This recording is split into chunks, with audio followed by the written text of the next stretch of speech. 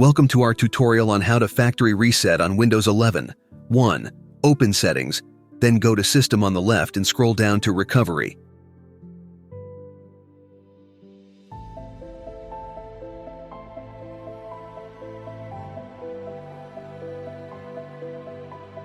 2.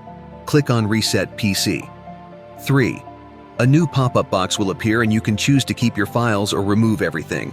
Choose this option if you're giving away, recycling, or selling your PC. 4. Next, you'll get the option to reinstall Windows via a cloud download. Will not come with the same configuration as the manufacturer, or reinstall Windows from your device.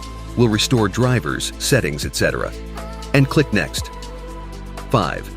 You may receive some additional warning messages on your screen, depending on whether you chose to keep your files or not. Check the messages and click on Reset when you're sure you want to start the process. You have learned how to factory reset on Windows 11. Thank you for watching our guide.